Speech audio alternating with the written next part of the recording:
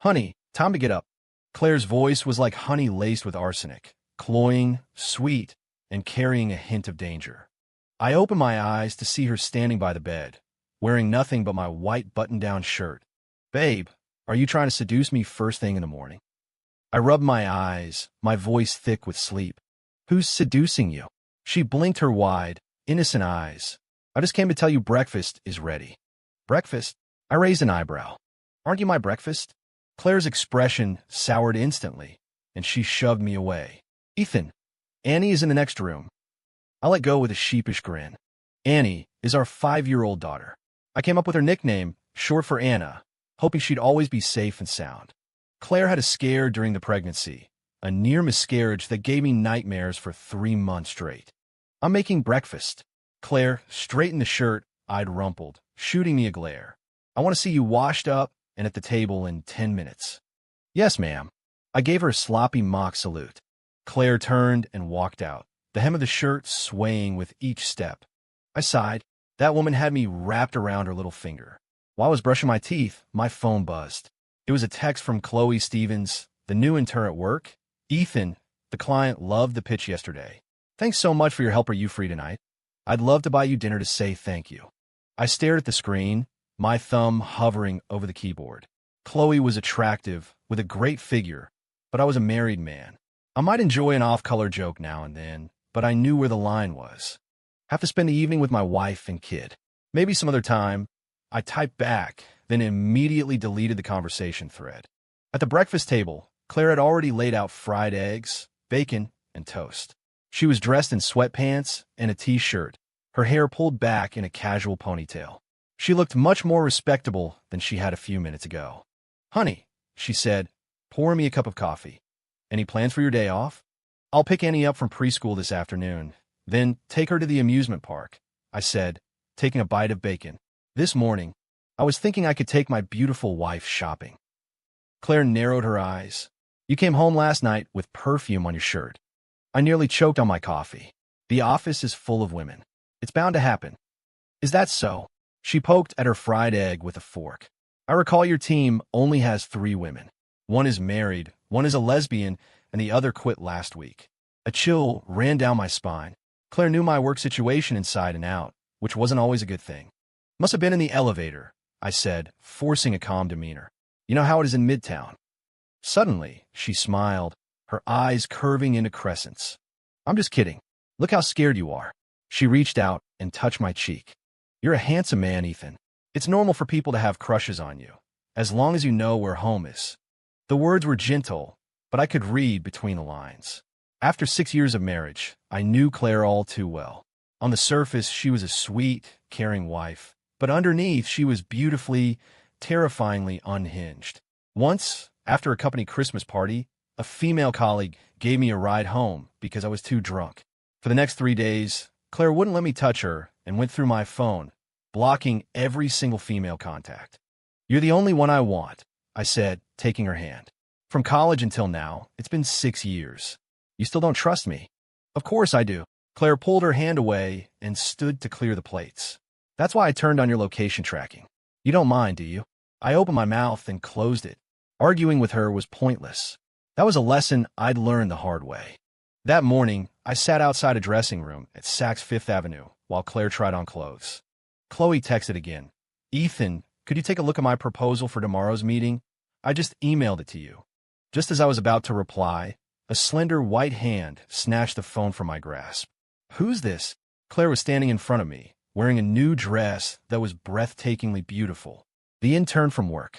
She wants me to look over a proposal, I said, trying to keep my tone casual. Claire handed the phone back, a knowing smile playing on her lips. Youth is a wonderful thing, isn't it, honey? Not as wonderful as you. I stood up and wrapped my arm around her waist. That dress looks amazing on you. You think so? She did a little twirl. Then I'll take it. At the register, I saw the 5-figure price tag and felt my jaw twitch. Claire leaned in and whispered in my ear, Does it hurt? Just think if I don't spend it, maybe some other woman will help you spend it. I immediately pulled out my credit card. This was Claire's unique way of showing affection, by soothing her jealousy with my Amex. That afternoon at preschool pickup, Annie leaped into my arms. Daddy, My teacher praised me today. That's my girl. I lifted her and spun her around. How about we celebrate at the amusement park? Yay! Annie cheered. Is Mommy coming too? Of course. I pinched her little nose. The whole family, together. Claire stood by the school gate, watching us with a gentle smile. In that moment, she looked nothing like the possessive, jealous woman from the morning. At the park, Annie waved at us from the carousel. Claire leaned her head on my shoulder and said suddenly, "Honey, I want another baby." I almost choked. Where did that come from? Annie's already 5. It's time she had a little brother or sister. She looked up at me. Don't you want one? I do, but I scratched my head. You're so busy with work right now. I don't want you to be exhausted. Claire's firm had just landed a massive project, and as the director of finance, she was working nonstop. I could take time off. Her eyes glinted. Besides, if we have another baby, you won't have time to think about other women. I had a laugh. So that was her angle. Claire, I said, pulling her closer, another baby or not, I'm not thinking about anyone else. You and Annie are everything I need. Claire didn't say anything, just rested in my arms. As the carousel music drifted through the air, I had a sudden thought that this life, right here, was pretty damn perfect. That night, after Annie was asleep, Claire appeared in my home office wearing a sheer black nightgown. Honey, she purred, draping herself over my back. Time for bed. I closed my laptop, feeling bold tonight. Not interested, she teased, raising an eyebrow. Fine, I'll go to bed then. No, no, no, I said, grabbing her hand. When my queen offers, this humble servant would never dare refuse. Laughing, she let me lift her into my arms, her legs wrapping around my waist. Ethan Miller, if you ever cheat on me, I'll turn myself in to the authorities. I finished for her. It was an old inside joke. Not good enough. She nibbled on my ear. First, I'll castrate you. Then I'll lock you in the basement and only let you look at pictures of me and our child. I shivered. She said it lightly, but I knew she was dead serious. Claire's love was a razor blade wrapped in honey, sweet and lethal. Later, she lay on my chest, tracing circles with her finger. Honey, do you love me? I do. I answered with my eyes closed. How much? More than yesterday. Less than tomorrow. She pinched me. Be serious. I opened my eyes and looked into hers. I love you enough to give up any possibility of flirting with anyone else. Enough to let you track my every move. Enough to have another baby just to tie you to me even tighter. Claire's eyes lit up. Really? Really? I kissed her forehead. You might be pathologically possessive, but I guess it's my kink. She laughed and playfully hit my chest. Then her expression turned serious. That in turn, starting tomorrow, have someone else mentor her. I sighed. Okay. And she added, I want to see your parents this weekend. Again, didn't we just see them last month? A sly smile spread across her face. I'm going to tell them about our plan to have another baby. That way you can't back out. I shook my head, helpless. This woman always found a way to have me exactly where she wanted me. The next day at the office, I was dreading the conversation with Chloe when she came to my office on her own. Ethan, did you get a chance to look at the proposal? She was wearing a low-cut top, and when she leaned over my desk, she revealed an ample view. I leaned back in my chair, maintaining a safe distance. Chloe, listen. From now on, you'll be reporting to Mark Peterson. I've got too much on my plate. Her face fell. What? Did I do something wrong? No, it's just a workflow adjustment, I said, keeping my tone strictly professional. Chloe bit her lip. Is this because of my text yesterday? It doesn't matter what you were just doing. I cut her off. Here, we're colleagues. Nothing more. Understood. She walked out with tears welling in her eyes. I let out a breath of relief and sent a quick text to Claire. In turn, situation handled. She replied instantly.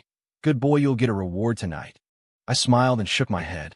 That woman was a master of the stick and a carrot. At the end of the day, Mark Peterson sidled up to my desk, looking conspiratorial. Hey, Ethan, what's up with the intern? She was crying in the break room earlier. Beats me. I shrugged. Kids these days are too sensitive. I heard she has a thing for you, Mark said with a wink. You lucky dog. My expression hardened. Mark, don't even joke about that. I'm a married man. Hey, just kidding. He clapped me on the shoulder. But seriously, with a wife as gorgeous as yours, you've got no reason to look elsewhere. I just smiled. Everyone knew Claire was beautiful, but only I knew the possessive obsession that lay beneath. She was like a beautiful dagger hidden in a velvet sheath, stunning and deadly. When I got home, Claire was in the kitchen cooking. I crept up behind her and wrapped my arms around her waist. "Honey, I'm home. Wash your hands. Dinner's almost ready," she said without turning. I kissed her neck. "Weren't you talking about a reward?" Claire turned, a chef's knife in her hand. "Eat your dinner first. Then, we'll see how you behave." I swallowed hard and went to wash my hands. Sometimes, I felt like being married to Claire was like keeping a beautiful, venomous spider. You know it's dangerous, but you can't resist getting closer. At the dinner table, Annie chattered away about her day at preschool. Claire put food on her plate, her eyes so full of love you could drown in them. In these moments, she was just like any other mother. "Mommy, my teacher said next week is story time, and a parent has to come read to the class," Annie said, blinking her big eyes. "Can you go?" "Let's have Daddy go," Claire said, glancing at me. "He's a great storyteller." I was pleasantly surprised. Claire rarely let me participate in Annie's school activities alone, always worried I'd get hit on by other moms. Of course, I agreed readily. "Daddy will tell you the story of the Big Bad Wolf and Little Red Riding Hood." "No," Annie pouted. "That one's too scary." "Then what should I tell?" "The Prince and the Princess."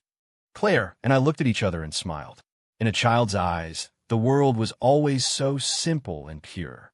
That night, Claire's reward was delivered as promised. Afterwards, as she lay on my chest, she said suddenly, "Honey, there's a lipstick smudge on your shirt collar." My entire body went rigid. "How is that possible?" "It's a light pink." "Not my shade," she said, her voice terrifyingly calm. My mind raced. The only woman I'd been close to today was Chloe, but she never even touched me. "Claire, listen to me. No need to explain." Claire got up, went to the dresser, and pulled out a pair of scissors. "This shirt needs to be thrown out anyway." I watched, not daring to breathe, as she cut the $200 shirt into ribbons. When she was in one of her fits, Claire was scarier than any client. "Starting tomorrow," she said, putting the scissors down with a smile, "I'll be bringing you lunch at the office. Every day." It wasn't a suggestion. It was a declaration. I nodded, knowing this was my final warning. Claire slipped back into my arms as if nothing had happened. "Honey, don't forget to remind me to buy a gift for your parents this weekend." "Okay," I said, holding her tight, a storm of emotions churning inside me. Claire was a woman of her word. The next day at 11:45 a.m., I was staring at a proposal on my screen when there was a soft knock on my office door. "Come in." The door opened, and there stood Claire, holding an insulated lunch tote. She was wearing a pale blue sundress, her hair loosely pinned up, revealing the delicate line of her neck. Her makeup was tasteful and light, making her look both gentle and professional. "Honey, time for lunch," she said, her voice just loud enough for my colleagues in the bullpen to hear. I quickly stood up. "Babe, you really didn't have to come all this way. We agreed, didn't we?" She placed the tote on my desk, her eyes scanning my office and lingering for a moment on the sofa. "Am I not welcome?" "Welcome, of course you're welcome." I pulled a chair over for her. "I just don't want you to go to all this trouble." Claire opened the containers, and the aroma of a home-cooked meal filled the room. Slow-cooked short ribs, roasted asparagus, and a small thermos of tomato soup. All my favorites. "Try this." "The ribs cooked for 2 hours," she said, picking up a piece with chopsticks and holding it to my mouth. I took it. The meat was tender and rich. "Amazing. Your cooking gets better every day." Claire smiled, satisfied, then fed me a spoonful of soup. This public display of affection was a little embarrassing, but I knew it was intentional, a clear marking of her territory. Just as we were feeding each other, there was another knock on the door. "Ethan, about that proposal." Chloe walked in, stopping short when she saw Claire. I felt Claire's body tense beside me, but she kept a pleasant smile on her face. "And you are?" she asked, her voice dripping with sweetness. "This is the new intern, Chloe Stevens." I introduced them. "Chloe, this is my wife, Claire." "It's nice to meet you," Chloe said with a forced smile. "I didn't realize you were here. Sorry to interrupt." Claire looked her up and down, her gaze pausing for a second on Chloe's lone neckline and short skirt. "No interruption at all. I was just bringing my husband his lunch. Would you like some?" "No, thank you." Chloe backed out of the room quickly, shooting me one last glance before she left. The moment the door closed, Claire's smile vanished. So that's the intern. Yeah. I focused on my food, not daring to say more. She's very pretty, Claire said, poking at her rice. Nice body too. I put down my fork and took her hand. Claire, you're the most beautiful woman in the world to me. Don't give me that. She pulled her hand away and took a small box out her purse. This is for you. I opened it. It was an Apple Watch. Heart rate, blood pressure, location. It tracks everything, Claire said as she fastened it on my wrist. From now on, when your heart starts racing, I'll get a notification.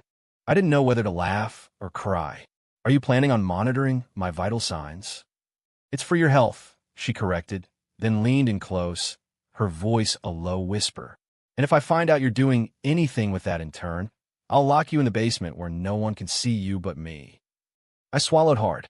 She said it so casually, but I knew she meant every word. After lunch, Claire packed everything up and gave me a soft kiss on the lips. I'll pick you up after work. You don't have to. I can get home myself. I'll be here, she said, her tone leaving no room for argument, before gracefully walking out. I let out a long breath and leaned back in my chair. Outside my office, a few colleagues shot me envious looks. Ethan, your wife is gorgeous. Mark Peterson poked his head in. And she brings you lunch? I'm so jealous. I gave him a weak smile. They only saw the sweet surface, not the suffocating control that lay beneath. During a meeting that afternoon, Chloe deliberately sat next to me. I could smell her heavy perfume, a stark contrast to Claire's subtle gardenia scent. Ethan, she wrote on a notepad and pushed it toward me. Can you look over this part of the proposal? I glanced at it. It was a legitimate work question, so I nodded. Email it to me after the meeting. She bit her lip, then wrote something else. Your wife seems intense. Is she always that controlling at home? I closed my notebook and shifted slightly away from her. Focus on the meeting. After it ended, I hurried back to my office and locked the door. Chloe's behavior was crossing a line, and I had to figure out how to shut it down for good. Just then my phone buzzed. It was a text from Claire. The watch says your heart rate spiked twice. Once after I left at lunch, and again at 3:20 p.m. What happened? My scalp tingled. This surveillance was terrifyingly precise. Tense discussion during the meeting. We hit a snag in the proposal. I texted back. Is that so? She replied with a smiling emoji. We'll talk about it tonight. I put my phone down, a chill running down my spine. Claire's intuition was frighteningly accurate. I had to be more careful. When it was time to leave, I packed my things. I just stepped out of my office when Chloe stopped me. Ethan, can I talk to you for a second? Her eyes were red, as if she'd been crying. I kept my distance, standing in the middle of the hallway. What is it? Mark said my performance isn't good enough, and he wants to extend my internship, she said, biting her lip. Could you please talk to him for me? Mark is a fair boss. If you're doing good work, he'll recognize it. I replied, keeping it professional. Ethan, she suddenly stepped forward and grabbed my wrist. I really need this job. Please. I quickly pulled my arm back, but it was too late. The entire scene was witnessed by Claire, who had just arrived to pick me up. She stood at the end of the hall, her expression instantly turning to ice. Claire, I walked quickly toward her. What are you doing up here? I came to get you, she said with a smile that didn't reach her cold eyes. She looked past me at Chloe. And who is this? Oh, right, the intern. Chloe lowered her head and scurried away. The car ride home was silent. This kind of silence was worse than any explosion. Claire, she was just asking about work. I tried to explain. She replied flatly, her eyes fixed on the road. When we got home, she went straight to the kitchen. I followed her in and hugged her from behind. Don't be mad. There's really nothing between us. Claire turned around, a kitchen knife in her hand. You know, what I hate most is when other people touch my things. I swallowed and took a slow step back. Claire, calm down. I am calm, she said, placing the knife back in her block. Go pick up Annie. It's time. As if granted a pardon, I rushed out the door. Claire's state worried me, but at least she hadn't completely lost it. When I picked up Annie, she excitedly told me she'd gotten a gold star sticker. Daddy, the teacher said my drawing was the best, she said, holding up a piece of paper. It was a drawing of our family of 3. But the figure of Mommy was enormous, taking up almost the whole page, while the figure of Daddy was tiny, his hand held firmly by Mommy's. Why is Daddy so small? I asked, curious. Annie tilted her head. Because Mommy is the biggest. Mommy said Daddy has to listen to her. I didn't know whether to laugh or cry. Claire's influence was already seeping into our daughter's worldview. Back home, Claire was back to normal, preparing dinner. Annie ran to show her the drawing, and Claire kissed her happily. "This is so good," she praised, and shot me a meaningful look, especially the part with Daddy. After dinner, Claire was putting Annie to bed while I watched TV in the living room. My phone buzzed. It was a text from Chloe. "Ethan, I'm so sorry if I caused any trouble for you today." I didn't reply, just deleted the message. Claire appeared silently behind me. "Who was that?" "Spam," I said, handing her my phone. "Want to see?" She shook her head and sat on my lap. "Honey, we haven't watched a movie together in a long time. What do you want to watch?" I asked, wrapping my arms around her waist. "Gone Girl," she said with a smile. A chill went down my spine. The movie was about a wife who meticulously frames her cheating husband for her own murder. "How about something else?" I said with a dry laugh. "That one's a little dark." "I'm kidding." She rested her head on my shoulder. I was actually thinking Mr. and Mrs. Smith. Not much better. That movie was about a married couple of secret assassins trying to kill each other. We ended up watching an animated movie that Annie could enjoy. Claire cuddled up against me, her fingers tracing idle patterns on my chest. "Honey," she said suddenly, "I'm bringing you lunch again tomorrow. You don't have to do that every day. It's too much work." "It's not." She looked up at me. "I like watching you eat the food I make." I knew it was about more than just lunch. It was part of her surveillance program. But looking into her expectant eyes, I couldn't say no. "Okay, thank you, honey." That night, Claire was especially passionate. Afterward, she lay on my chest and whispered, "Ethan, you have to remember that you are mine. From the hair on your head to the tips of your toes, every inch of you belongs to me." I kissed her forehead. "I know." That in turn, she hesitated. "I don't like the way she looks at you. I'll make sure to keep my distance." Claire smiled, satisfied, and turned off the light. In the darkness, I stared at the ceiling, trying to figure out how to resolve this situation without anyone getting hurt. The next day at work, I deliberately avoided any area where I might run into Chloe. At noon, Claire arrived right on time, and this time she brought Annie with her. "Daddy." Annie launched herself into my arms. "Mommy said we're all having lunch together." Claire smiled as she set out the food, her eyes occasionally glancing toward my office door. I knew who she was waiting for. She was waiting for Chloe to show up. Sure enough, a few moments later, there was a knock. But it wasn't Chloe. It was Mark Peterson. "Well, look at this, a family picnic," he said with a grin. "Sorry to interrupt, just grabbing a file." Claire visibly relaxed and warmly offered Mark some of the dessert she'd made. After Mark left, Claire asked quietly, "Did the intern not come in today?" "I don't know. Maybe she took the day off," I said. I genuinely hadn't seen her. Claire nodded thoughtfully and didn't press the issue. I found out later that Chloe had called in sick. I was relieved. At least for today, I wouldn't have to face another awkward confrontation. When it was time to go home, Claire was there to pick me up again. On the way, she said suddenly, "Honey, let's go to that spa resort in the Berkshires this weekend. Just the two of us." "What about Annie?" "We'll drop her off at my parents'." Her grip on the steering wheel tightened. "We need some time alone." I knew she was still feeling insecure, so I agreed.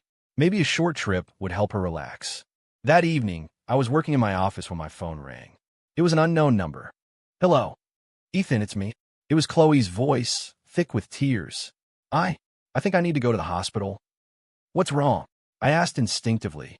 "My stomach hurts so bad, and there's no one to help me." Her voice was weak. Can you take me to the ER?" I hesitated. This could be a genuine emergency, or it could be a trap. "I'll call an ambulance for you," I said. "No, please don't," she sobbed. "The ambulance is so expensive. I'm just an intern." I sighed. "Give me your address. I'll have a friend pick you up." After hanging up, I immediately called Mark Peterson and explained the situation. He agreed to go help. Claire walked in holding a plate of sliced fruit. "Busy?" "Yeah, just a little work thing," I said, trying to sound casual, praying she hadn't overheard the call. She put the fruit on my desk, then casually picked up my phone. My heart skipped a beat. "Your case is getting old," she said, pulling a new phone case from her pocket. "Let's change it." I let out a breath of relief as I watched her expertly swap the cases. She tossed the old one into the trash can by my desk. Later that night, as I was taking out the trash, some impulse made me retrieve the old phone case from the bin. I turned it over. Taped to the inside was a micro-sized listening device. I stood there, frozen, unsure if I should laugh or cry. Claire's surveillance methods were getting more sophisticated by the day. When I went back to the bedroom, she was already asleep, looking peaceful and harmless. I slipped into bed beside her and looked at her delicate profile. This woman, I loved her to my very bones, and I feared her just as much. This feeling, a mix of sweetness and pain, must be what it's like to love someone so beautifully unhinged. I kissed her cheek and whispered, "Good night, my beautiful, crazy wife." In the darkness, the corner of Claire's mouth curved into a faint smile. She hadn't been asleep at all. Saturday morning, I stood in front of my closet, undecided. Claire came up behind me, wrapping her arms around my waist and resting her chin on my shoulder. "We're the blue one," she said, pointing to a shirt deep in the closet. "I love you in that one." I pulled out the shirt and realized it was the one I'd worn on our first date 6 years ago. The collar was slightly frayed, but it was immaculately clean. "Remember that night?" Claire took the shirt and held it against my chest. "You told that off-color joke at the restaurant and made the waitress burst out laughing. And then you accidentally spilled a glass of red wine on me." I recalled with a smile and said I was flirting with her. Her eyes softened as she began buttoning the shirt for me. "I knew right then, and there you were, a heartbreaker. But I only ever wanted to break yours," I said, kissing the tip of her nose. Annie was bouncing around the living room, thrilled about spending the weekend at her grandma's. Claire knelt to organize her little backpack, meticulously checking every item. "You listen to Grandma, you hear?" Claire said, cupping our daughter's face. "No mischief." Annie nodded seriously. "I'll be good. Mommy says good girls have to control their emotions." Claire and I exchanged a look. That didn't sound like something a 5-year-old would say on her own.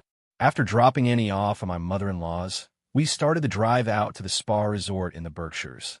Claire drove, and I sat in the passenger seat, admiring her focused profile.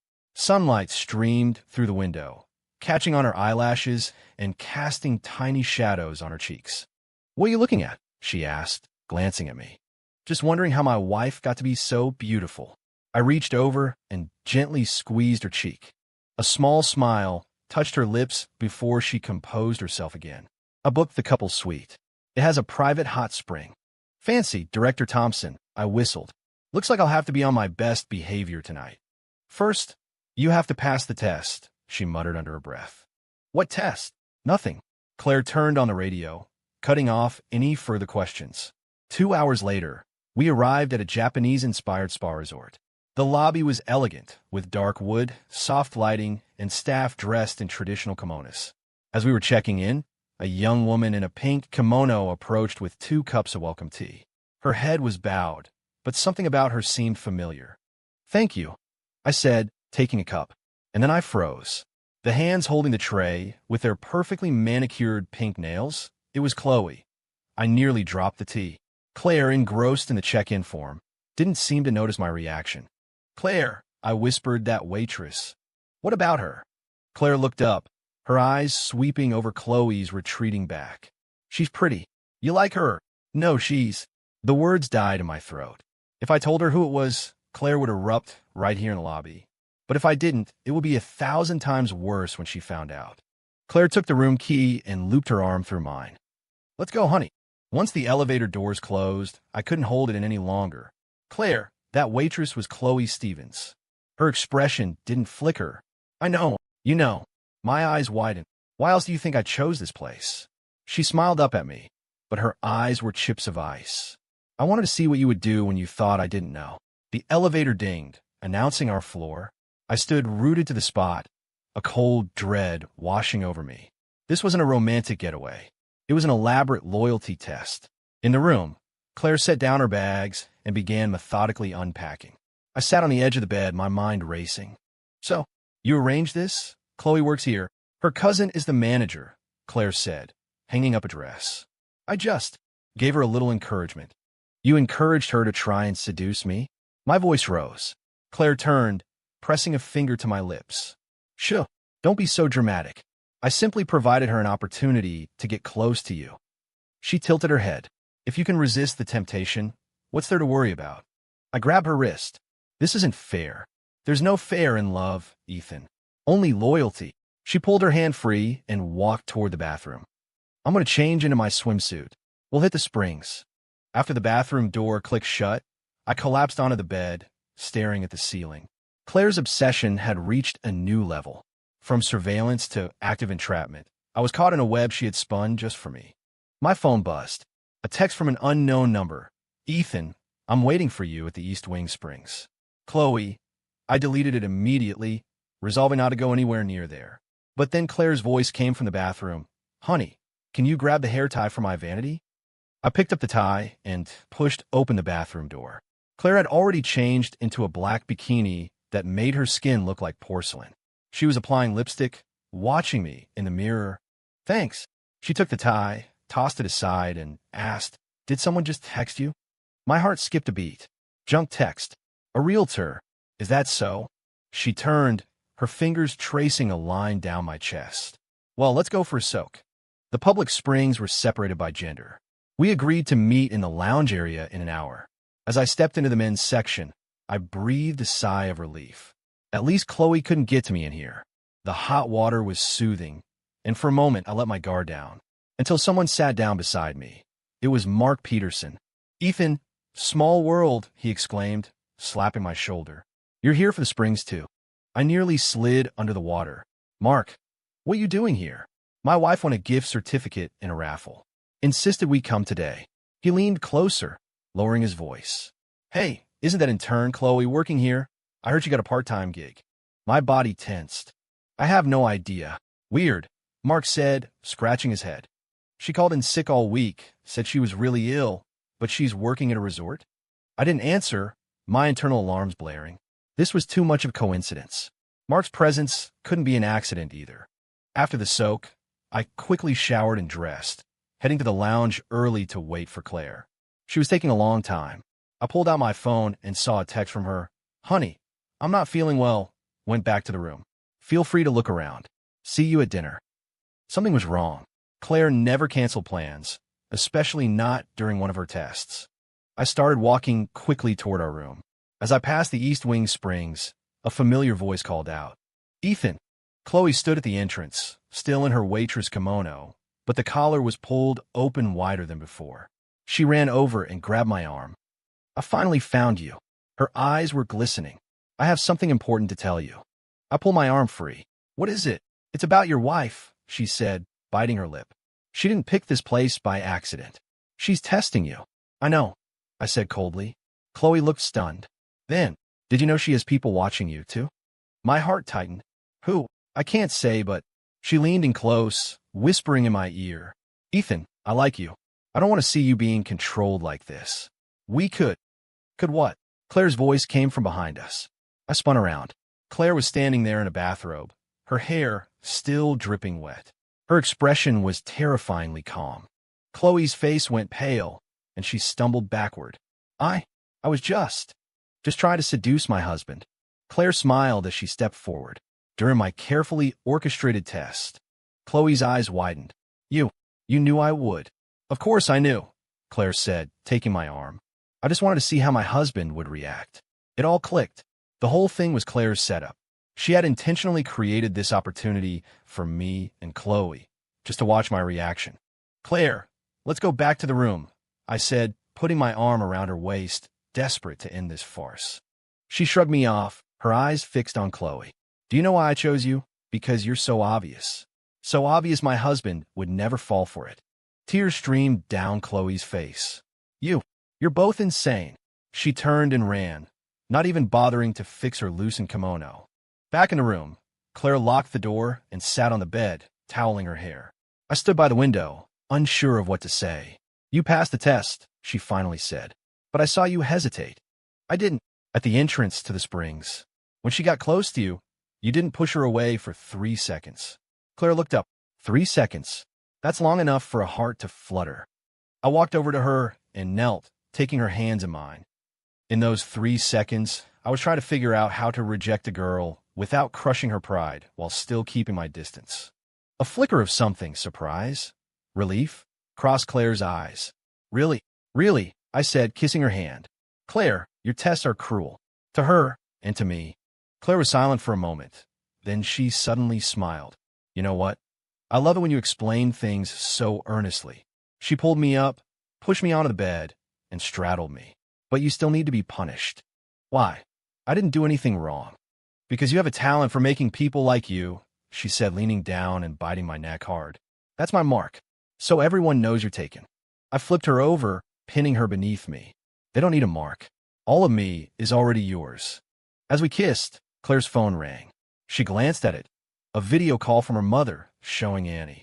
In the video, Annie was directing a group of small children. You have to listen to me, our 5-year-old daughter commanded, hands on her hips. Anyone who disobeys will be punished. Claire frowned. Where did she learn that? Maybe. I chose my words carefully. She's a product of her environment. Claire ended the call, her expression unreadable. Do you think I'm too controlling? It was the first time she had ever asked that question. I answered cautiously, sometimes a little, but I know it's because you care. I'm just so afraid of losing you, she said, a rare moment of vulnerability.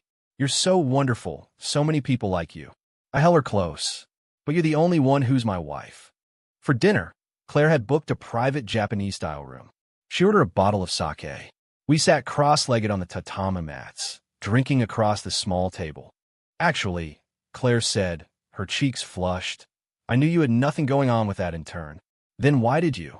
Because I wanted to see you get nervous for my sake, she said, tilting her head. You're especially cute when you're flustered. I didn't know whether to laugh or cry. Do you have any idea you almost gave me a heart attack? Claire poured me another glass. And do you have any idea that every time I do something like this, I regret it afterward? It was the first time I had ever heard her express regret. Perhaps the alcohol had lowered her defenses. Claire, I said, taking her hand, can we make a deal? From now on, if you're suspicious of something, just ask me. No more setting traps. She stared at our joined hands and gave a small nod. I'll try, but you can't lie to me. I promise. On the way back to our room, we ran into Mark and his wife. After a brief chat, Mark pulled me aside. Ethan, that intern quit, he whispered. Left a weird note saying something about never getting involved in other people's marriages again. I glanced over at Claire, who was chatting with Mark's wife. A faint, knowing smile was playing on her lips. Back in the room, Claire changed into a silk nightgown and sat at the vanity, applying lotion. I came up behind her and wrapped my arms around her, inhaling her soft, clean scent. So, are we past today's drama? She said, watching me in the mirror. But you have to make it up to me.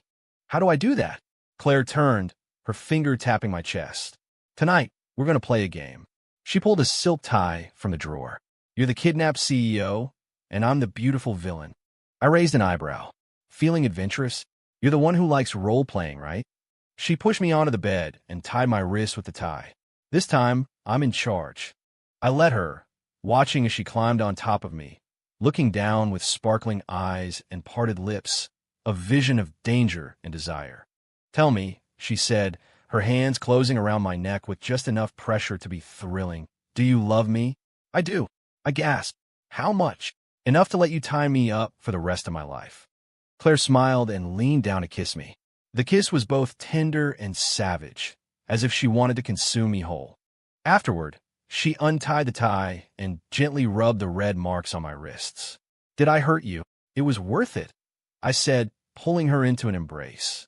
Next time, you can go a little tighter. Claire rested her head on my chest, tracing circles with her finger. Honey, am I a terrible person? A little, I said honestly, but I guess that's my kink. She pinched me, then hugged me tighter. Let's go home early tomorrow and get Annie. I miss her. Okay.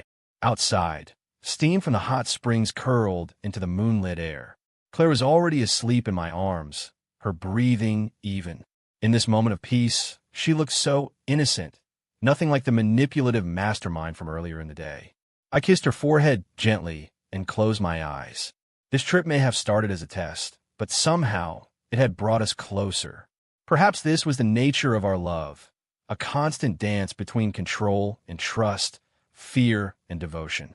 Monday morning, as I was fixing my tie in the mirror, Claire came up from behind and wrapped her arms around me, resting her chin on my shoulder. "You look so handsome today, honey," she said, her voice syrupy sweet. So that in turn really quit. My fingers fumbled, messing up the knot. "Yeah, Mark said last Friday was her last day." Claire's fingers traced a path from my waist to my chest. "And she hasn't contacted you?" "No." I turned and cupped her face in my hands. "Claire, did you install another tracking app on my phone?" She blinked, the picture of innocence. "Of course not. I was just asking." That just asking sent a chill down my spine. After 6 years, I knew Claire too well. Every question had a purpose. The doorbell rang, and Annie ran to open it. "Grandma!" My mother-in-law stood in the doorway, carrying several bags. She was in her early 60s and looked great for her age, but today her brow was furrowed and the corners of her mouth were turned down. She was radiating a low-pressure system. "Mom, you're here so early," Claire said, going to greet her. "Is something wrong?" Claire's mom dropped the bags on the sofa and pulled a piece of paper from her purse. "You need to see what your daughter has been doing at school."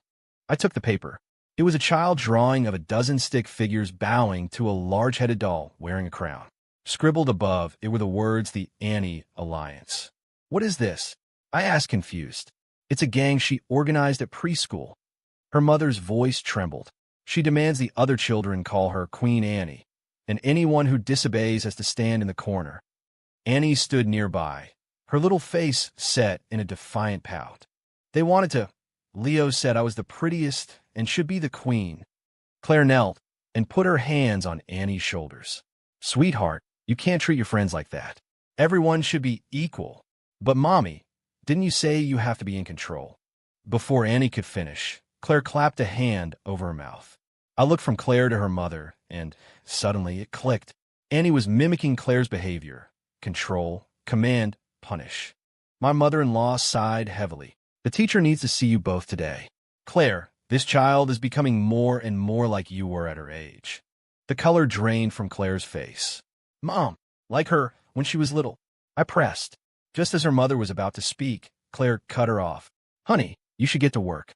I'll handle things at the school." I glanced at my watch. I was already running late. "All right, call me if you need anything." As Claire walked me to the door, she grabbed my tie and pulled me close. "Ethan," she whispered, "no matter what my mother tells you, remember this. I'm much better than I used to be." I kissed her forehead. "I know.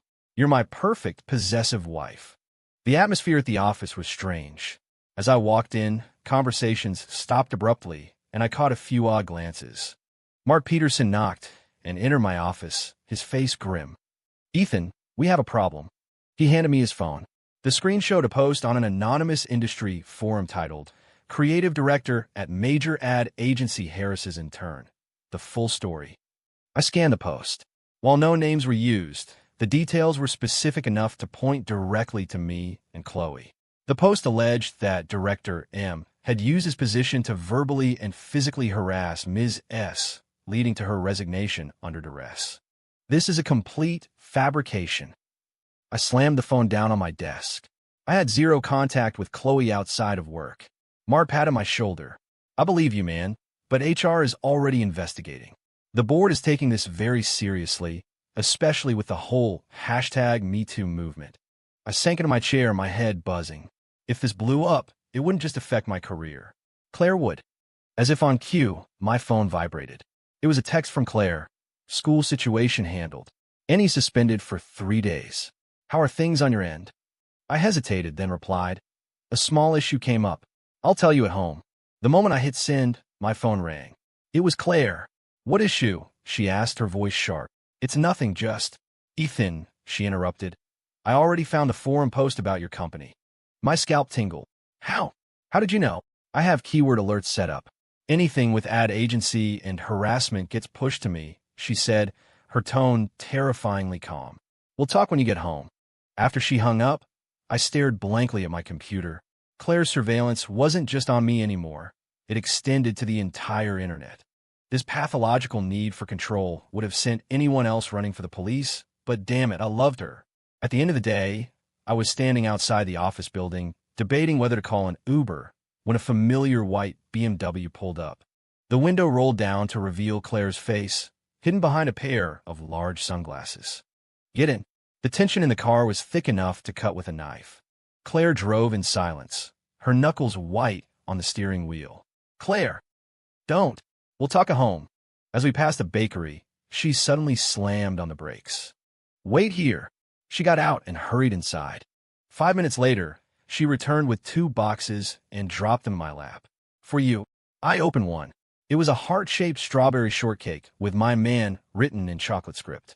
This is... Take a picture and post it on Instagram, she ordered.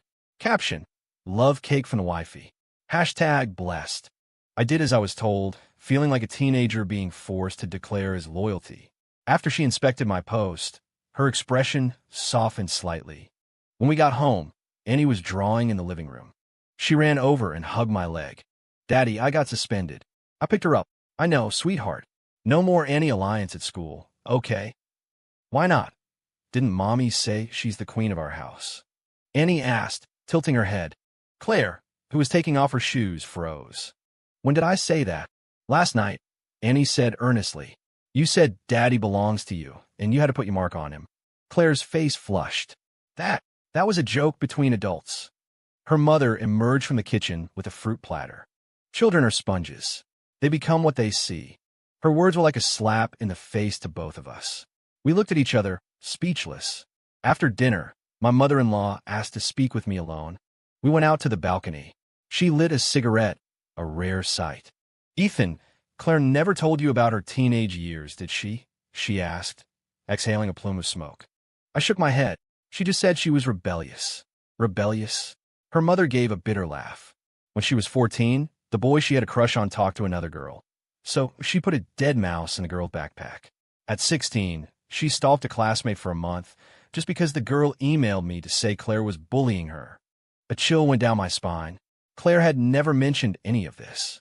Her father, my ex-husband, had a history of mental illness in his family, she continued in a low voice. Claire's aunt had paranoid personality disorder. She was institutionalized. I worry that Annie might have inherited it. I finished her sentence. She nodded. Claire is much better after years of therapy, but the controlling and punishing behavior Annie is showing now. It's exactly how Claire was at that age. I looked into the living room, where Claire was helping Annie with a puzzle. They were a picture of domestic bliss.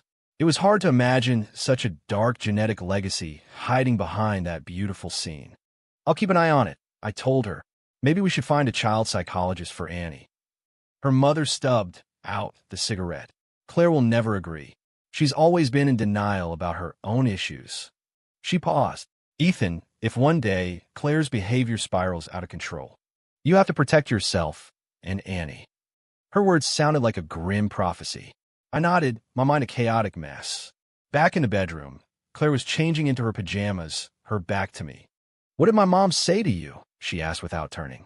She suggested Annie might need to see a therapist, I said, sidestepping the main issue. Claire spun around, her eyes blazing. Did she tell you I'm sick? Did she tell you how horrible I was as a kid? I moved to hug her, but she flinched away. Claire, no one said you're sick. We're just worried about Annie. Annie is fine. Claire's voice rose. She's just a little precocious, a natural leader. What's wrong with that? I sighed and showed her the post from the industry forum. Right now, we have a more urgent problem. She snatched the phone, her face darkening as she read. That little bitch. She quit on her own. But the company has launched an investigation, I said, sinking onto the bed, exhausted. I might need a lawyer. Claire suddenly climbed onto the bed and straddled my lap, cupping my face in her hands. Ethan, tell me the truth. Was there even a single moment you felt something for Chloe? No, I said, looking directly in her eyes. I swear. She stared at me for a long time, as if trying to gauge the truth. Finally, she hugged me. I believe you. Now, we need to figure out how to solve this. Claire took my phone and started typing furiously. First, gather all your work-related communications with Chloe. Second, find any evidence of her initiating contact. And third what? A dangerous smile spread across her face. Third, I'm going to pay Ms. Stevens a personal visit. My body tensed. No, you can't threaten her, or what? Claire raised an eyebrow. Stake out her apartment?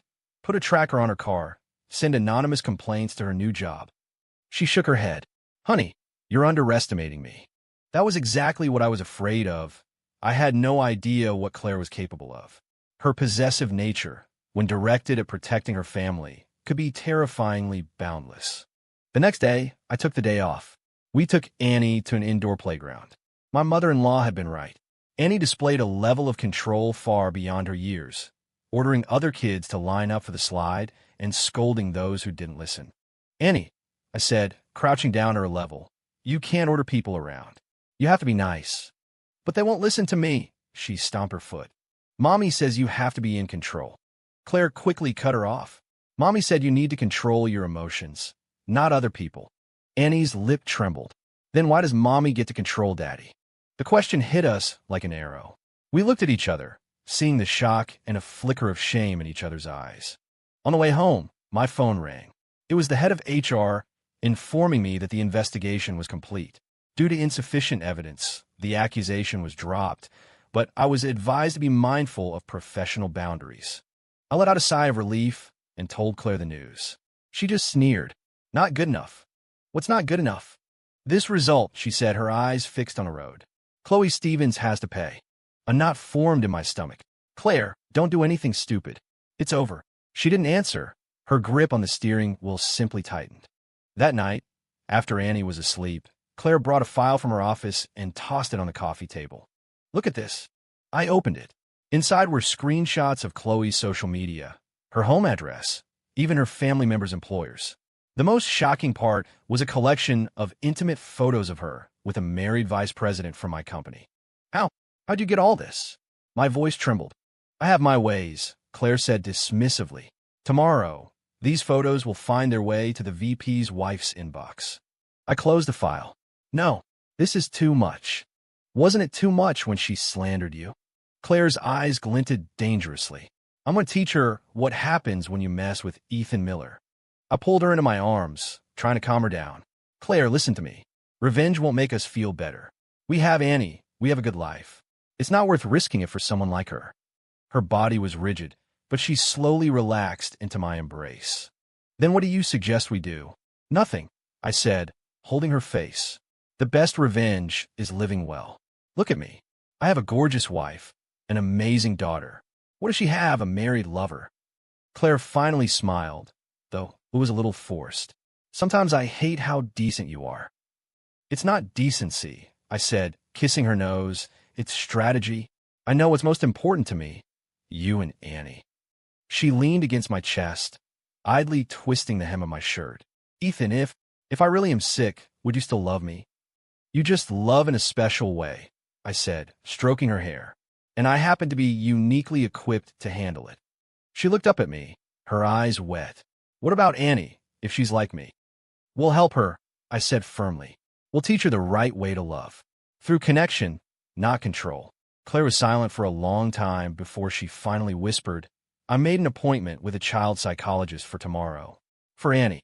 I held her tighter, a huge weight lifting from my chest. This was the first time Claire had ever admitted there was a problem. It was the first step. Late that night, I woke up and found Claire wasn't in bed.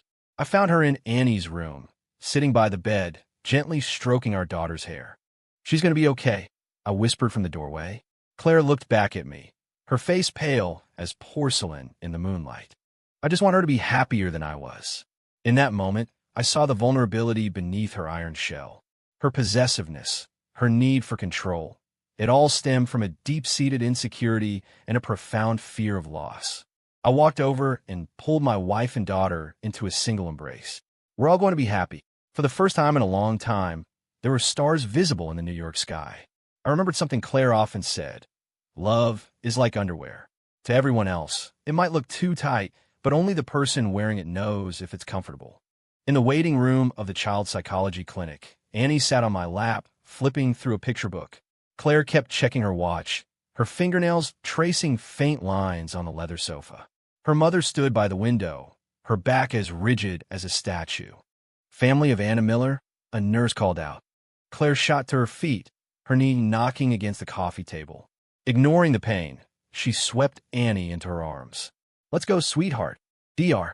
Evelyn Reed's office was warm and inviting, with children's drawings on the walls and a sand-tray table in the corner.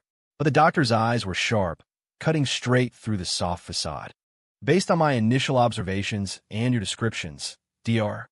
Reed said, adjusting her glasses, Annie exhibits a clear pattern of controlling behavior, accompanied by punitive tendencies and a deficit in empathy.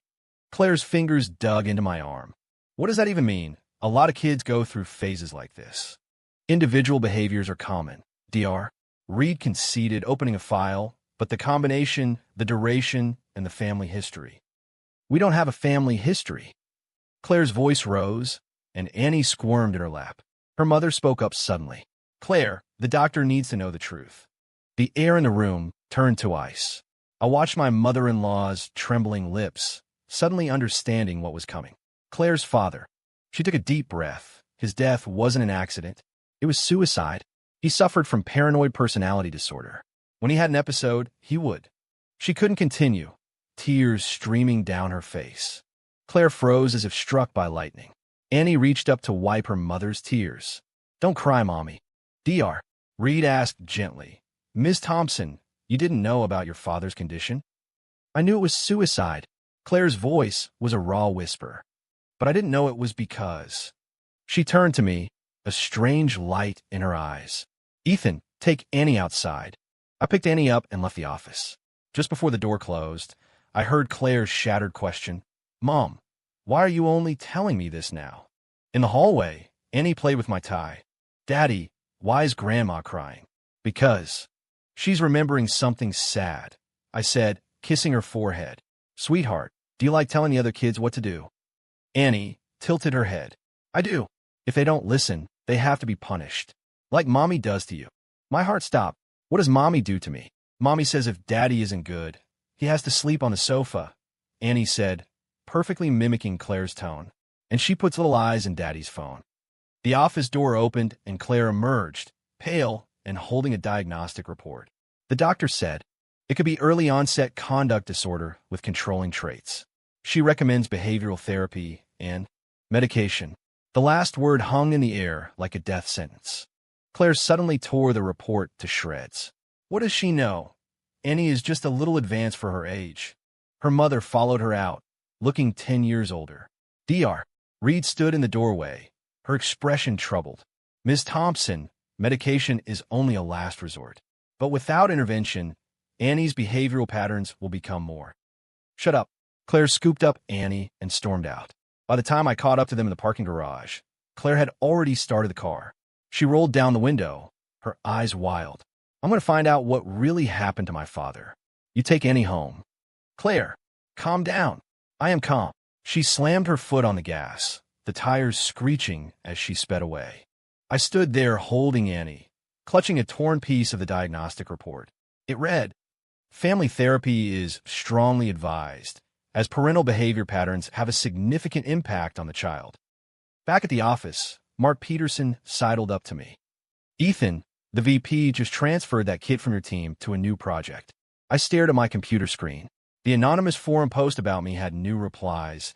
Director M is a classic workplace predator. I heard his wife is a total control freak. No wonder. Ethan, Mark nudged me. You okay? I'm fine, I said, closing the browser. Let him have him. My phone buzzed. A picture from Claire. It was my company VP's Mercedes, parked outside a private club last night at 10 p.m. The text read, found him. My scalp tingled. Claire's investigations were never just for show. The last time she'd said that, Chloe had received an anonymous threatening letter the next day. I went home to a dark apartment. Annie was on the floor, lining up her dolls. If you don't listen, you get locked in the dark room. Annie, who taught you that? I asked, kneeling beside her. Mommy did, she said without looking up. Mommy says bad kids have to be locked up. The bedroom door opened. Claire came out, her eyes red but her expression manic. Honey, I got it. She waved a USB drive. Records of the VP taking bribes. Enough to put him in prison. I pulled her into my office and shut the door. Where did you get this? His email, she said with a triumphant smile. The password was his anniversary with his mistress. A chill went through me. I knew Claire was a skilled hacker, but she'd never done anything illegal. Claire, this is a crime. And slandering you isn't. Her eyes turned cold. That post is all over the industry forums. .de. Oh, you know how many people are talking behind her back. I was speechless. She caressed the USB drive like a precious jewel. Tomorrow, this will be in the board of directors' inbox. If he's smart, he'll clear your name. During dinner, her mother called. Claire put it on speaker. What is it, Mom? I found your father's medical records. Her mother said, her voice hoarse. He was diagnosed. Claire, I'm so sorry I kept this from you. Claire's chopsticks clattered to the floor. What? What do the records say? Paranoid personality disorder with depressive episodes, her mother sobbed. His last episode, he thought someone was trying to hurt us. And he piped up, was Grandpa bad, so he got locked up? The line went dead silent. Claire shot to her feet, knocking her chair over. Mom, I'm coming to see those records tomorrow. That night, Claire was unusually passionate. Afterward, she lay on my chest, tracing circles. Honey, do you think I'm terrifying? I stroked her hair. Sometimes. But I can't change it, she said, looking up, her eyes glinting in the moonlight. Especially when someone tries to hurt you. My phone screen lit up. A company-wide email notification. The VP's public announcement regarding recent false rumors. An internal review has confirmed that former intern Chloe Stevens' employment was terminated due to performance issues, unrelated to director Ethan Miller. Claire smiled like a cat that had gotten the cream. See, what did I tell you? I stared at the email, feeling no joy. This clarification was the result of Claire's illegal actions and the VP's blackmail. My professional crisis was averted, but a much larger one was brewing. The next day, Saturday, Claire went to her mother's house early. I was drawing with Annie. She drew a big person holding a little person's hand, with the caption, "You have to be good to get food." Sweetheart, who is this? It's Mommy and me, she said, pointing. Mommy said Daddy wasn't good, so he couldn't have any cake. My chest tightened. Claire's system of reward and punishment had been fully absorbed by our 5-year-old. The doorbell rang. It was a package. Inside was a small, pink watch, identical to the Apple Watch Claire had given me. A note was attached. A gift for Annie. Love, Mommy. I called Claire. Why did you buy this for Annie? It's a matching set, she said cheerfully. So the three of us can always be together. I looked at the manual. In addition to GPS, the watch had a heart rate monitor and a voice recording function. Claire was creating a copy of her surveillance system, and the target was our daughter. When Claire got home, she was carrying an old file. She sat on the sofa and, with trembling hands, pulled out the yellowed medical records. My dad, when he had his episodes, he would lock me in the closet. He said it was to keep the bad guys from finding me. I held her as she shook. And then he would cry and apologize and buy me ice cream, she said with a bitter smile. The dad I remember is the one who bought me ice cream. Annie ran over, curiously looking at the papers. Mommy, what's that? Claire snatched the file away. Nothing, sweetheart. Go play. Once Annie was gone, she grabbed my hand, her nails digging into my skin. Ethan, what if Annie really is? Like my dad, I had never seen Claire so broken. The woman who was always in control, always setting traps, now looked like a lost little girl. We will help her, I said, cupping her face. Together, Claire leaned on my shoulder and whispered, I saw DR. Read today. I scheduled family therapy. This was a massive breakthrough. I kissed her forehead. I'll be there with you. That evening, Claire put the new watch on Annie's wrist. The little girl happily swung her arm. Just like Mommy and Daddy. I looked at their similar, smiling faces, a complex mix of emotions churning inside me. Claire's love was like a beautiful, thorny rose. And now, those thorns were quietly piercing Annie's fragile heart. My phone buzzed. A text from Mark. Ethan, the VP resigned. The board apparently received some materials. You're a dark horse, my friend. I looked at Claire. She was showing Annie how to use the watch. If you long press here, you can send Mommy a voice message. We stood outside the Sunshine Psychology Clinic. Claire wore a turtleneck, her chin buried in the collar, her fingers twisting the strap of her purse. Annie, wearing her little pink watch, looked around curiously. Mommy, what is this place? Annie asked, tugging on Claire's sleeve. It's a place where kids come to play games, Claire said, forcing a smile. Her voice was as dry as sandpaper. I took her hand and felt the cold sweat on her palm. Relax. It's just a session. Claire snatched her hand back, her eyes sharp. Ethan, if that doctor says one more time that Annie is sick, I'm walking out. Dr. Reed welcomed us into the therapy room. It was set up like a playroom, with toys stacked in the corners and cartoon characters on the walls. But Claire's posture remained ramrod straight, like a tightly wound spring. Today, we're going to play a family sand tray game, Dr. Reed said, pushing forward a wooden tray filled with fine sand. Each of you will choose 3 miniatures to place in the sand. You don't have to explain why. Annie excitedly ran to the shelf and picked up a princess doll, a toy knife, and a cage. My heart sank. When it was Claire's turn, she hesitated for a long time before choosing a house, a snake, and a lock. I chose a car, a sun, and a smartphone, representing my desire for our family to have normal outings, positivity, and communication. Now, please give your sand tray a name, Dr. Reed instructed. Annie's hand shot up. The punishment game. The room fell silent. The color drained from Claire's face. Dr. Reed asked gently, Annie, why that name? Because people who don't listen have to be punished, Annie said, swinging her legs. Mommy said so. Claire shot to her feet, knocking over the sand tray. That's enough. We're leaving. Ms. Thompson, Dr. Reed said calmly. Did you play similar games when you were a child? The question was like a trigger. Claire froze, her gaze momentarily distant. My dad. He made me play a judgment game with my dolls. Her mother gasped, tears welling in her eyes. I had never heard Claire talk about her father like this. She looked hollowed out, her body trembling. Dr. Reed offered her a glass of water. Can you tell me more? He locked me in the closet. Claire's voice was barely a whisper.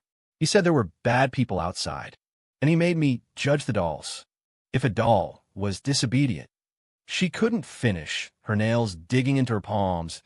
I finally understood why Claire was so obsessed with punishment. It was the language of her childhood. Dr. Reed turned to my mother-in-law. Did Ms. Thompson's father exhibit similar behaviors? She nodded through her sobs. When he had an episode, he would lock Claire and her toys together and force her to play those horrible games. No, Claire suddenly screamed. My dad loved me. He was just sick.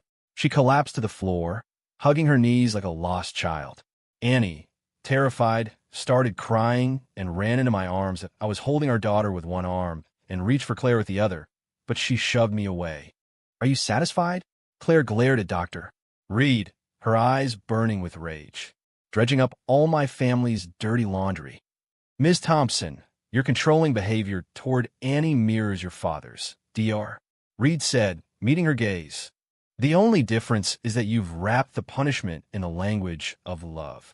That was the last straw. Claire grabbed her purse and bolted from the room, knocking over a shelf of toys. Plastic blocks scattered across the floor, a perfect metaphor for our shattered therapy session. I chased her to the parking garage with Annie in my arms. Claire was already in the car, frantically honking the horn. Get in, she yelled through the open window. The ride home was dead silent. Annie sobbed quietly in the back seat while Claire's knuckles were white on the steering wheel. I tried to break the tension. Honey, the doctor was just trying to... Shut up. Claire's voice was ice. You're all ganging up on me to prove I'm insane, aren't you? Her mother, in the passenger seat, said softly, Claire, we're trying to help you. Help me. Claire slammed on the brakes, stopping the car in the middle of the street. Mom, you lied to me for 30 years. Don't you dare pretend to be the good guy now. Tears streamed down her mother's face. I was afraid you couldn't handle the truth. And you think I can handle you telling me my daughter is sick? Claire turned to look at Annie, her expression suddenly softening. Sweetheart, you're not sick, and Mommy isn't either. We just love more deeply than other people. Annie nodded, confused, wiping her tears. Watching them, my heart ached. Claire was passing her trauma down to the next generation, all under the guise of love. Once home, Claire locked herself in the bedroom. Her mother pulled me out to the balcony and handed me a yellowed envelope. This was your father-in-law's suicide note. It's time you had it. My hands trembled as I opened it. The handwriting was wild and frantic. I can't control it. I hurt her every time. The only way out is to take this evil with me. Her mother was sobbing. He jumped. In front of her, she was only 7. A sharp pain lanced through my chest. Claire's obsessive control was a twisted form of self-preservation, born from childhood trauma. She was terrified of being abandoned again, so she locked down everyone she loved. The bedroom door opened. Claire stood there, her face pale. "What are you talking about?" Her mother quickly tried to hide her tears, but it was too late. Claire lunged for the letter. After scanning it, she froze, the paper slipping from her fingers. It wasn't a car accident. Her voice was a raw whisper. Her mother hugged her. "Claire, I am so sorry." Claire didn't cry. Her eyes just grew more and more vacant. "So I'm crazy too, right? Just like him." And I gave it to Annie. "No." I grabbed her shoulders. "You just need professional help." Her head snapped up, a wild look in her eyes. "Ethan, you've been wanting to get rid of me all along, haven't you? So you can run off with that in turn?" The illogical leap stunned me. This was Claire's defense mechanism. When she felt threatened, she attacked. My phone rang. It was Mark. I hesitated, and Claire sneered. "Answer it." On speaker. "Ethan, it's bad." Mark's voice was frantic. "Chloe and the VP went to the press. They're saying you used your wife to threaten a colleague. The Financial Times is running a story tomorrow." The world went black for a second. Claire snatched the phone. "Explain." "Now." Mark stammered. "The VP is claiming your wife hacked his email and used the bribery evidence to blackmail him into releasing that statement. They're calling it corporate bullying."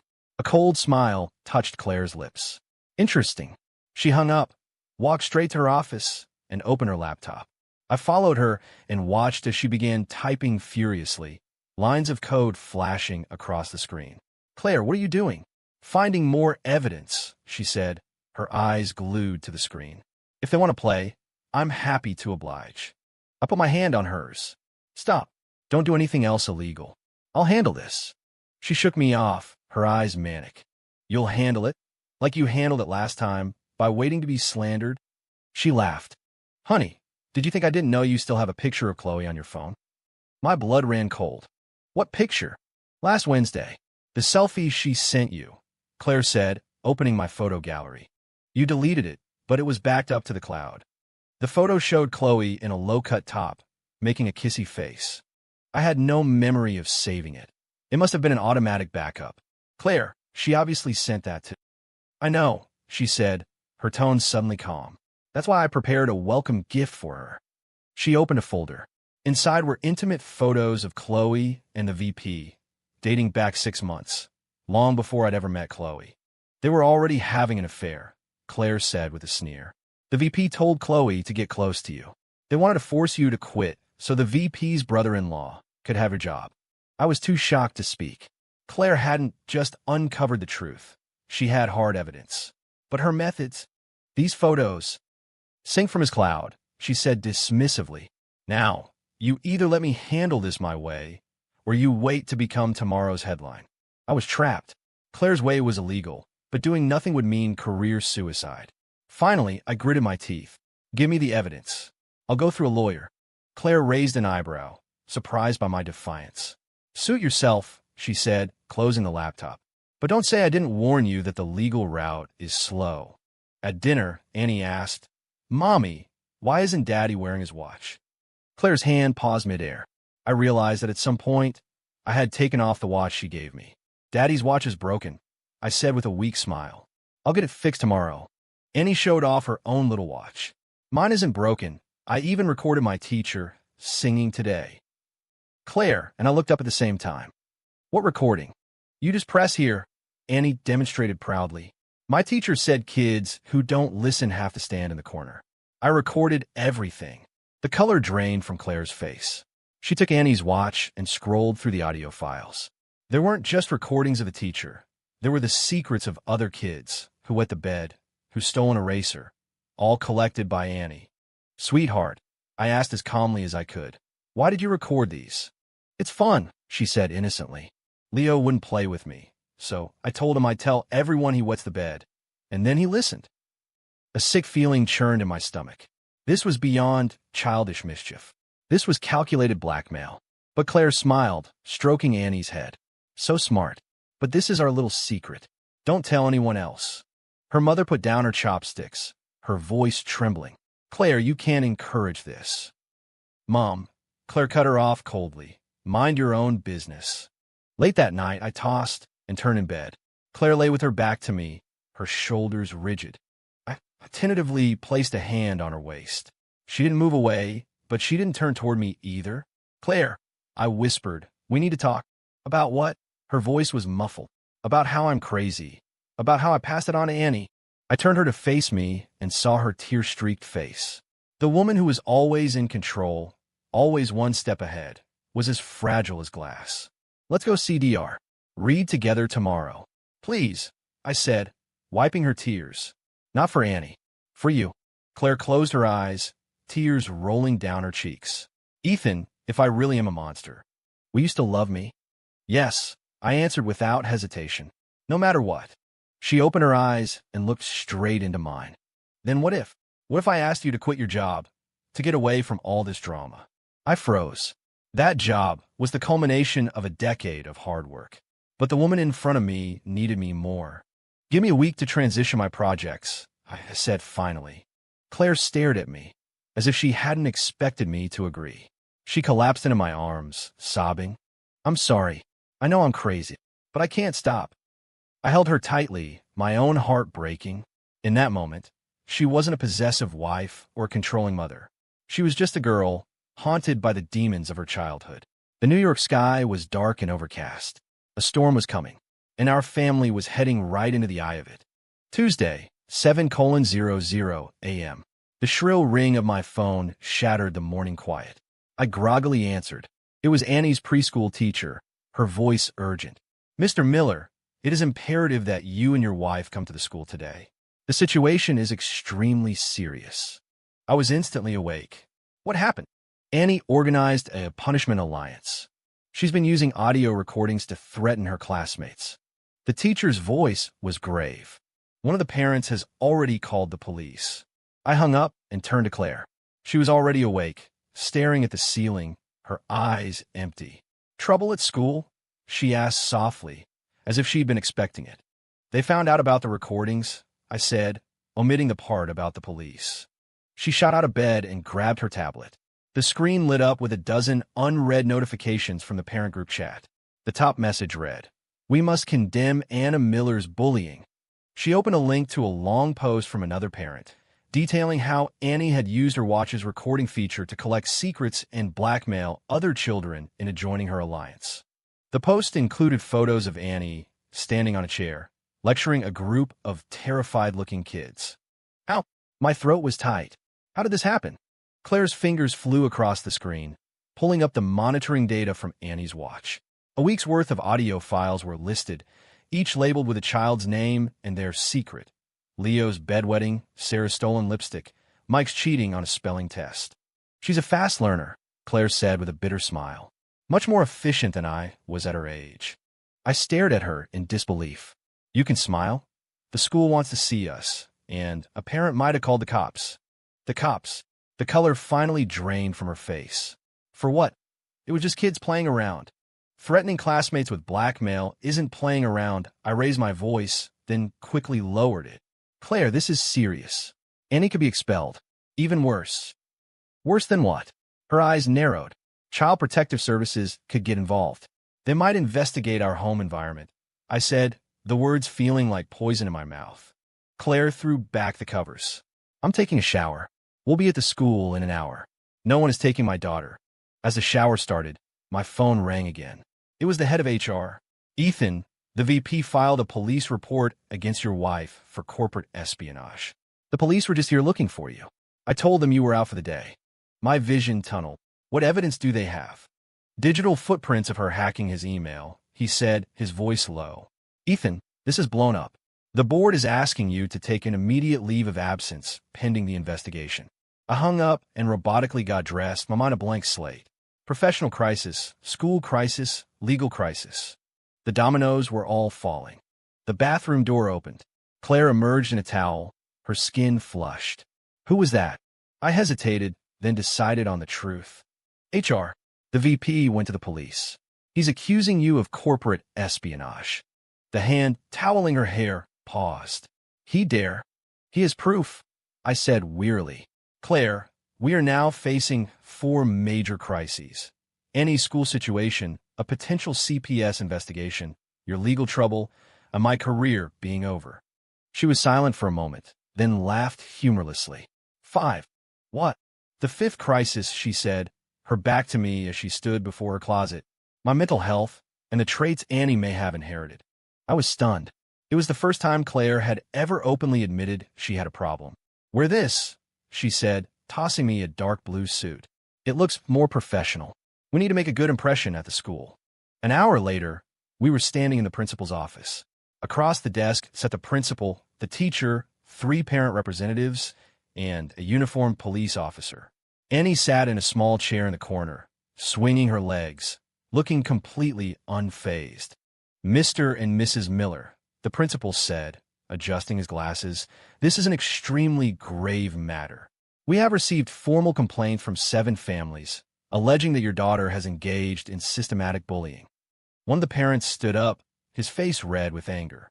My daughter was blackmailed into joining this Annie alliance. She was told her secrets would be exposed if she didn't obey.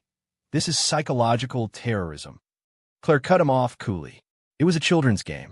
You're blowing this completely out of proportion. A game? The police officer said, holding up an evidence bag containing Annie's pink watch. This device contains over 20 illegally obtained audio recordings, a clear violation of privacy. If the parents press charges, this constitutes a criminal act. My stomach clenched. Annie was only 5. She couldn't be held legally responsible. But as her guardians, Claire and I could face severe consequences. Everyone, I said, stepping forward, first and foremost, we apologize to the children and parents who were affected. Please believe that Annie meant no harm. She simply doesn't know the right way to express herself. Doesn't know? The teacher interjected. Anna is fully aware of her actions. She created a detailed list of punishment rules. Disobedient children would be put in timeout, have their snacks confiscated, or even be locked in the supply closet. I looked at Annie.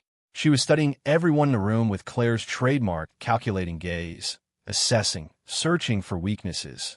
On a 5-year-old's face, the expression was deeply unsettling. We need to understand Anna's home environment. A woman with glasses spoke up. The nameplate in front of her read, Lisa Chun, Child and Family Services. This type of behavior is often learned at home. Claire shot to her feet. What are you implying? That we abuse our child? Ms. Thompson, Ms. Chun said calmly. We've noted that Anna frequently uses phrases like Mommy says you have to be in control and disobedience must be punished. Where did she learn these concepts? Every eye in the room turned to Claire. I instinctively took her hand. It was clammy and cold. I never taught her to bully anyone. Claire's voice trembled. I want her to know how to protect herself. By controlling others? Ms. Chun pressed. Ms. Thompson, how do you discipline your child? What methods do you use to control your home environment? The question struck at the heart of Claire's deepest fears. Her breathing grew shallow, her nails digging into my palm. I quickly intervened. We are willing to cooperate with any investigation and to get Annie a professional psychological evaluation. But please believe us, we would never, ever harm our child. After a hushed conference, the principal delivered the verdict. Given the circumstances, the school has decided to suspend Anna for 2 weeks. Child and Family Services will conduct a home visit and evaluation. If the results of that evaluation are unsatisfactory, he paused, we may be forced to recommend a temporary removal of custody. What? Claire shrieked. You will not take my daughter. Annie finally reacted, running to cling to Claire's legs. Mommy, I don't want to go with them. Watching my wife and daughter hold each other, my heart shattered. Whatever Claire's issues were, she loved Annie more than life itself. Losing her would destroy her. As we were leaving, my phone rang again. It was my mother-in-law. Ethan, I just saw the news. What is going on with you and Claire? I realized then that the story about my job had hit the local news websites. Wife of ad exec accused of corporate espionage. Husband suspended. The comment section was a cesspool, with people digging up the old intern rumors as proof of our family's toxic character. Claire snatched the phone and read the headline, her face ashen. I've ruined you. No, I said, putting my arm around her. This is a problem we face together. On the drive home, Claire was silent, holding Annie tightly. Our daughter, finally grasping the severity of the situation, was quiet in her mother's arms. As we pulled up to our building, a black sedan was waiting. Dr. Reed got out. Mr. Miller, Ms. Thompson, can we talk? In our living room, Dr. Reed got straight to the point. The school contacted me. Given the urgency, I came to offer my help. Claire sneered. How? Are you going to teach us how to fool CPS? Claire, Dr. Reed said, looking her directly in the eye. Your father was in this exact same situation. The statement detonated in the room. Claire froze. Her mother dropped her teacup, and it shattered on the floor. How? How do you know that? Her mother whispered. It's in the medical records, Dr. Reed said, producing a yellowed file. When you were 7, your father underwent court-ordered psychiatric treatment. The diagnosis was remarkably similar to Annie's. Claire's hands trembled as she took the file. When she saw her father's familiar handwriting, the tears finally came. Why didn't he tell me? Because the treatment failed, Dr. Reed said softly, shortly after he was released. He killed himself. The words hung in the air, unspoken. Annie reached out a curious hand to touch the file. Is that Grandpa? And then Claire broke. She fell to her knees, clutching Annie, and sobbed. I'm sorry. Mommy's so sorry. It's all my fault. I had never seen her so completely undone. The master manipulator, the woman who was always in control, was as helpless as a child. Dr. Reed seized the opportunity. I recommend we begin intensive family therapy immediately. Claire, you and Annie both need professional help. And Ethan, you need to learn new coping strategies. We'll do it, I said without hesitation. Claire looked up, her eyes full of tears. Can you really help Annie? If you're truly committed to changing, Dr. Reed said, handing her a treatment plan. The first step is to take off that watch. Claire hesitated. I knew what that meant to her. It meant relinquishing control and embracing the terrifying unknown. Claire, I whispered, we'll do it together. Finally, with a trembling hand, she unfastened Annie's watch, then took off her own. The simple act was like removing a suit of armor. The doorbell rang. Her mother opened it to find 2 police officers. We're here for Claire Thompson. We need her to come to the station to answer some questions regarding an accusation of corporate espionage. Claire's face was pale, but her voice was surprisingly steady. I'll be right back, she said, kissing Annie's forehead. Sweetheart, you listen to Daddy. As I watched the police car drive away, Annie whispered in my arms, Daddy, is Mommy coming back? Of course she is, I said, holding her tight. Mommy is the strongest person I know. She can handle anything. I was trying to convince myself as much as I was trying to convince her.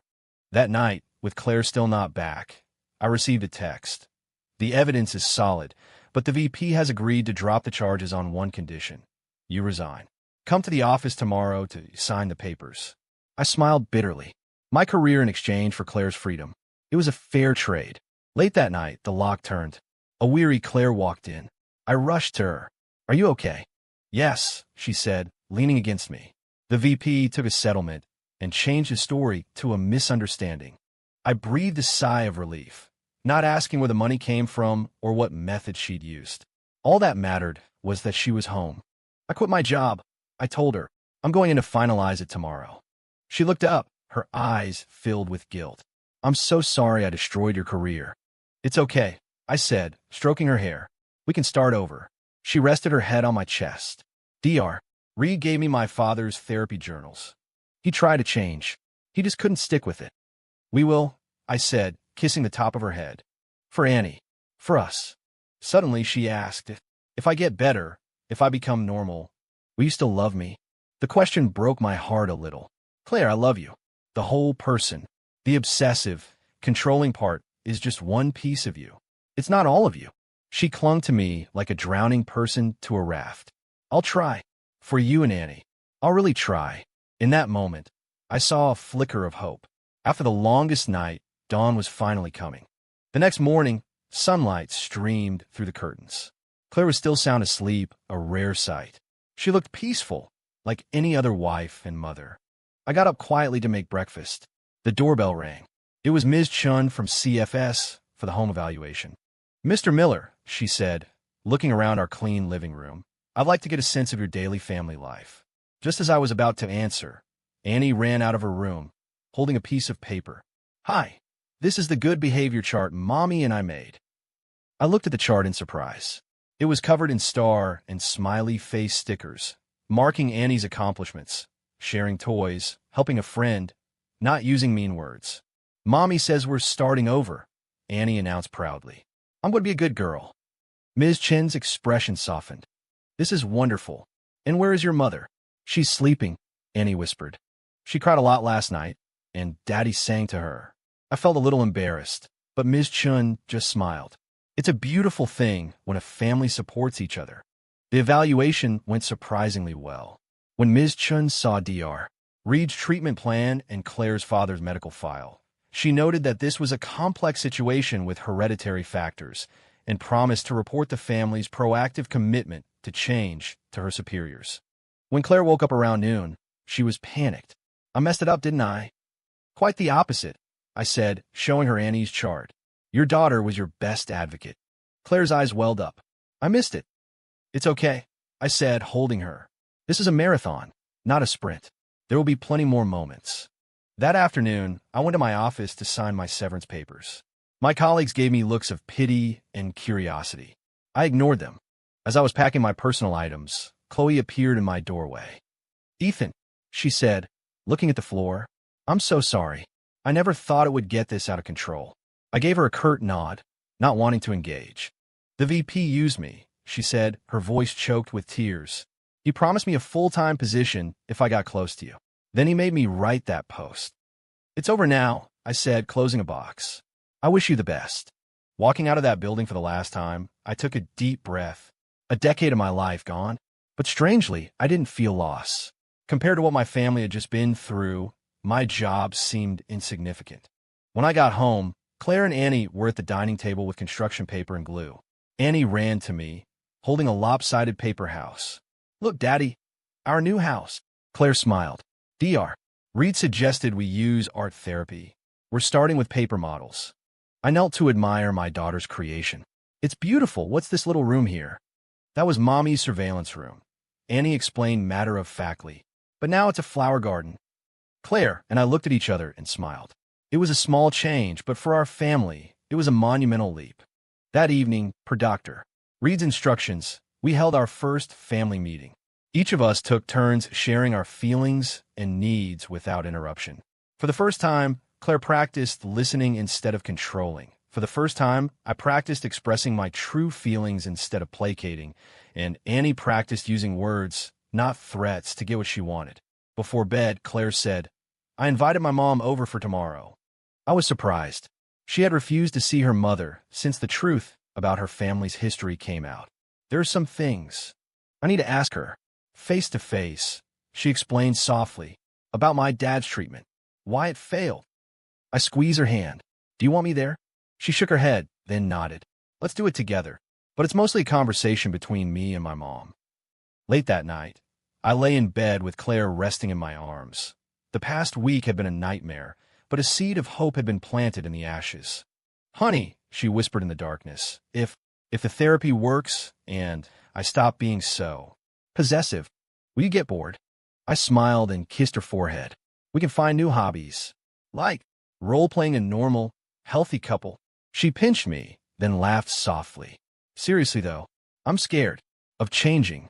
Me too, I said honestly, but not changing is scarier. Think of Annie. She snuggled closer. For Annie, I would do anything. That promise was the first real step on her road to recovery.